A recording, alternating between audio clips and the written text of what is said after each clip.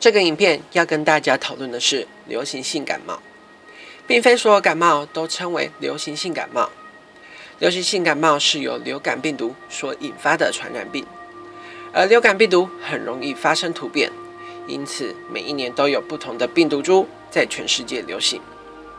而流感病毒一般可分为 A、B、C 三型，其中轻型人体的以 A、B 两型为主，而 A 型流感又可区分为许多不同种的亚型，像我们常听见的 H1N1、H2N2 就是这些病毒的代号。每年的冬天是流感病毒的好发期，透过飞沫或接触传染进入人体，经过1到4天的潜伏期后，会开始出现喉咙痛、头痛、流鼻涕、咳嗽、发烧、肌肉酸痛等症状，甚至会伴随腹泻与呕吐的情形发生。多数患者发病后都会自然痊愈，但是有些人可能会出现严重并发症。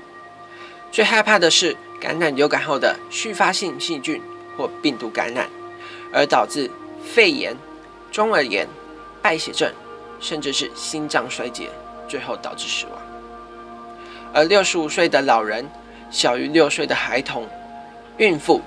罹患慢性疾病的患者，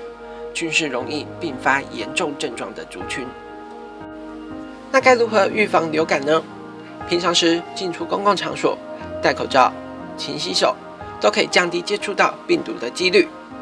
另外，接种流感疫苗也可以预防季节性流感以及严重并发症发生。每年的疫苗依照卫生部疾病管制局的预估，每年10月开始注射3到4种的非活化流感病毒，透过事先感染的方式，刺激免疫细胞产生抗体 IgG。当隔年1到2月正值流感高峰期时，有病毒攻击人体，先前产生的抗体 IgG 会将病毒中和，同时会刺激身体体内的免疫反应，而开始大量产生抗体 IgG， 再去中和流感病毒。可惜流感病毒时常发生变异，因此流感疫苗无法精准地保护人体。所幸科学家从生物体的初乳中提炼出 PRP， 也就是病原辨识蛋白。PRP 能在肠道中中和病毒。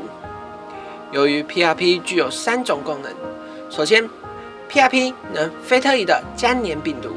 而非特异的意思就等于所有种类的流感病毒。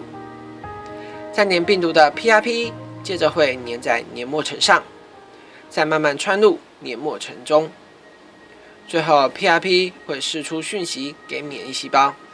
刺激免疫细胞将 PRP 和病毒吞噬。紧接着免疫细胞将产生抗体 IgA 保护人体。而流感病毒从口腔和鼻子进入人体，透过吞咽，病毒随着唾液一起带入肠道。吞噬的 PRP 和病毒接触后，附着在黏膜层上，进入身体组织间。免疫细胞吞噬后，将产生免疫球蛋白 IgA， 接着送到全身黏膜系统，在呼吸道中阻挡难产的流感病毒。服用 PRP 后，会很明显的发现，在2到3小时内，喉咙痛的症状可以稍加减缓，因此服用 PRP 可以有效地治疗流感病毒的攻击。相较于目前所知的治疗流感的方式， PRP 因为是由人体中的初乳所提炼出来，较为天然，再加上是利用人体天生具备的免疫系统机制来防御流感病毒的入侵，因此无抗药性的情形会出现。加上 PRP 的作用是非专一性，也就是不特定的抓取肠道中的病毒，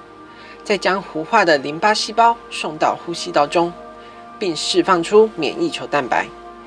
可以在流感症状出现的初期时段发挥出治疗的功效。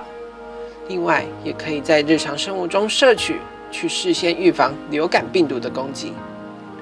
透过科学家所新发现的 PRP 以及其衍生出来的产品，将可以大大降低流感病毒所造成的伤害。